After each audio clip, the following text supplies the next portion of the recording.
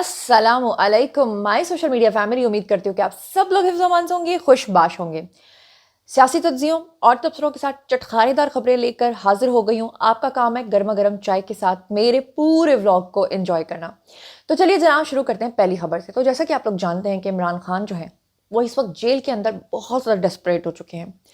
वो जो लोग कहा करते थे कि खान साहब किसी तौर पे भी झुकने को तैयार नहीं है, किसी दूसरे मुल्क जाने को तैयार नहीं है, ये सरासर गलत बात है। असल बात ये कि खान साहब को लिफ्ट मिलने को तैयार नहीं थी।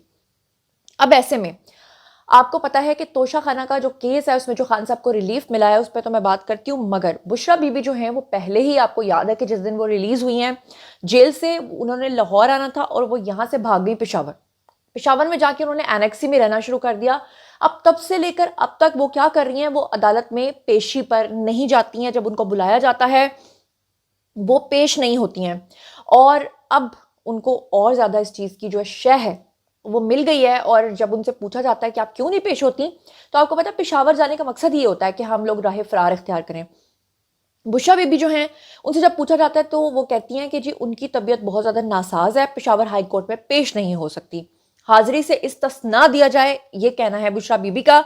लेकिन मज़ेदार बात यह है कि पर्दे के पीछे बैठकर बुशरा बीबी पूरे पूरे इजलास कर रही हैं, जुलूसों की प्लानिंग कर रही हैं, 24 तारीख के कॉल के लिए खान साहब के पैगामात को एमपीएस और एमएनएस तक पहुंचा रही हैं, उनको धमकियां दे रही हैं कि अगर आप 5-5 और 10-10 हज़ार बंदे लेकर ना निकले, अगर आप लोगों ने फुटेजेस ना बनाई, अगर आप लोगों के पास वीडियो सबूत ना हुए, तो आप लोगों को नेक्स्ट टिकट नहीं मिलेगी। आप अंदाजा करें कि किसी ने वाकई सच कहा था कि औरत कभी उस तरह से हुक्मरान नहीं बन सकती, क्योंकि औरत का वो विजडम नहीं हो सकता। अगर ये खान साहब का वाकई पैगाम है तो खान साहब और बुशरा बीबी की अकल को 100 तोपों की सलामी इस तरह से है कि आप ये अंदाजा लगाएं कि बुशरा बीबी अपने ही जितने भी लोग हैं, वुजरा हैं, एमपीएस एमएनएस हैं, उनके पैरों पर किस तरह से कुल्हाड़ी मार रही हैं कि वो कह रही हैं कि 24 को आपने जब अपने घर से निकलना है तो 5,000 10,000 बंदा जो आपने अपने साथ लेकर निकलना है, उन सबकी फुटेजेस बनानी है कि ये मेरे बंदे हैं, इनको मैं ऑन करता हूं, मैं इतने अफराद को लेकर निकल रहा हूं। इसका मतलब यह है कि खान साहब ने जो डू और डाई का एक प्लान बनाया हुआ है जिसमें वो कह रहे हैं कि मरो और मारो, तो जब वहां पर सड़कों पे खुदा न खास्ता अगर ऐसी कोई चीज हो जाती है तो यही वीडियो एविडेंस जो है कल को इदारों के काम आएगी। यही वीडियो एविडेंस होगी जिसमें आज तक तो ये लोग 9 में से इनकार करते हैं ना, हालांकि इनकी सीसीटीवी फुटेजेस आ चुके हैं, फिर भी ये लोग इनकार करते हैं कि नहीं जी नहीं, वो तो हम नहीं थे, हमारे लोग नहीं थे, वो तो एजेंसियों के बंदे थे। मुझे बताइए कि क्या 9 में से बुशरा बीबी ने और इमरान खान ने कोई सबक सीखा है? क्या वो जो फुटेजेस उन्होंने बनाई होंगी क्या उन्हीं के खिलाफ इस्तेमाल नहीं होंगी? और कल को अगर कोई एमएनए या एमपी इस चीज से इनकार करेगा कि वो तो मेरा बंदा था नहीं, तो उनकी तो फुटेजेस मौजूद होंगी जब वो बता रहे होंगे कि हम घर से निकले हैं जनाब इतने लोग लेके।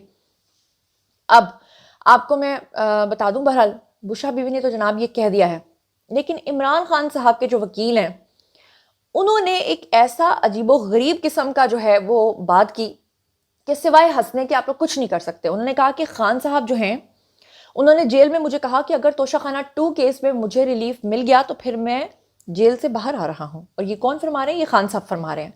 वो तो एक अलग बात है कि खान साहब की गिरफ्तारी एक और केस में डाली गई है, उस पर भी मैं अभी बात करती हूँ और मैं आपको बताऊंगी कि वो लोग जो ये समझ रहे हैं कि खान साहब को तोशाखाना 2 केस में अगर रिलीफ मिल गया तो खान साहब जेल से बाहर आ रहे हैं, या जो लोग इसको ये तासुर देने की कोशिश कर रहे हैं कि ये एस्टैब्लिशमेंट के साथ इनकी बातचीत हो गई है, उसके नतीजे में इनको रिलीफ मिला और अब ये बाहर आ रहे हैं, ऐसा कुछ भी नहीं है।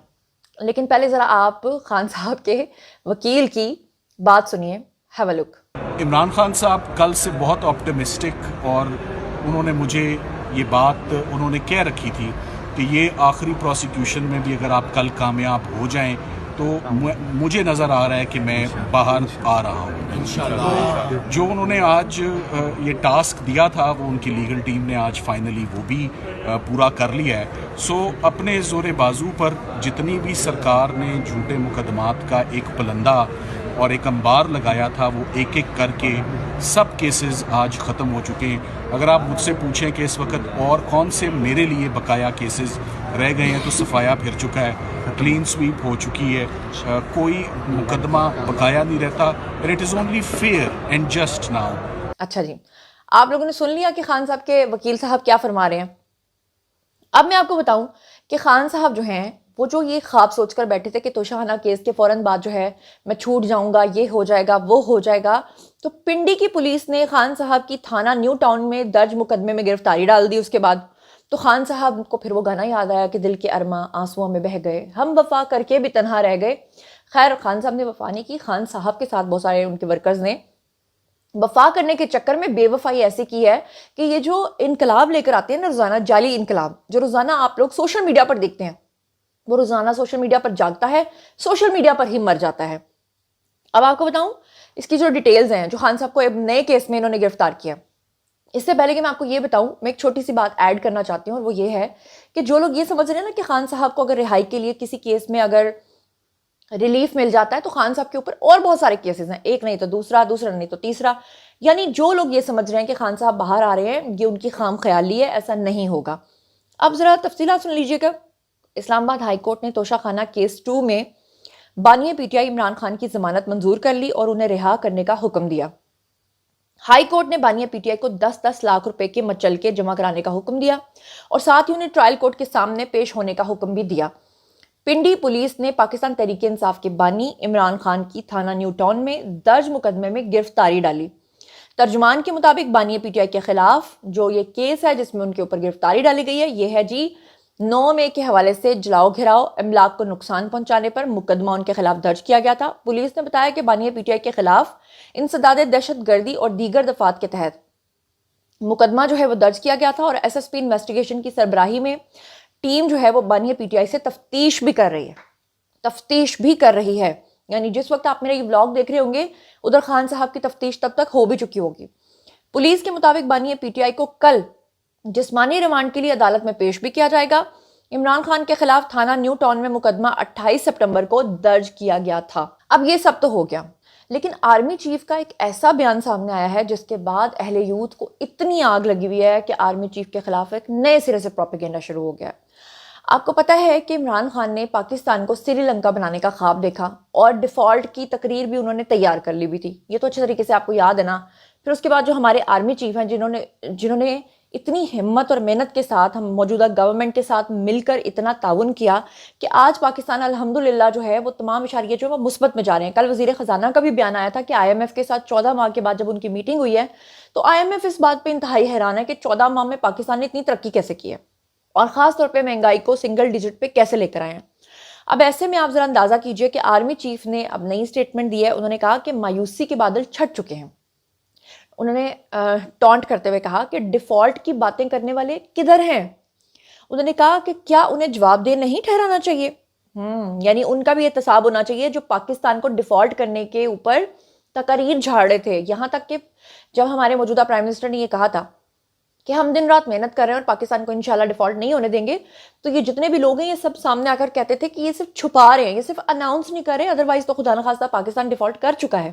یعنی ان کے وہ خواب تھے، یہ وہ ٹارگٹس تھے جو لے کر یہ پاکستان کے اوپر اللہ معاف کرے یہ اکانومی کا ایک کریش اکانومی کا بوم گرانا چاہتے تھے۔ آگے سنیے، army chief general Syed Asim Munir نے کہا کہ مجھے پاکستان کے روشن اور مستحکم مستقبل کے اوپر کامل یقین ہے۔ انہوں نے کہا کہ 1 سال پہلے چھائے ہوئے مایوسی کے بادل آج چھٹ چکے ہیں۔ مایوسی پھیلانے اور ڈیفالٹ کی باتیں کرنے والے لوگ آج کدھر ہیں؟ ان کو جواب دہ نہیں ٹھہرانا چاہیے۔ کراچی میں بزنس کمیونٹی سے بات کرتے ہوئے دراصل انہوں نے یہ خطاب کیا۔ انہوں نے کہا کہ پاکستان میں معیشت کے تمام اشاریے مثبت جا رہے ہیں۔ انہوں نے کہا کہ اگلے برس تک انشاءاللہ مزید بہتری آئے گی۔ مجھے پاکستان کے روشن اور مستحکم مستقبل کا کامل یقین ہے۔ میں نے گزشتہ نشست میں بھی کہا تھا کہ مایوسی مسلمان کے لیے حرام ہے، یہ انہوں نے کہا تھا۔ آرمی چیف نے کہا مایوسی پھیلانے اور ڈیفالٹ کی باتیں کرنے والے لوگ آج کہاں ہیں؟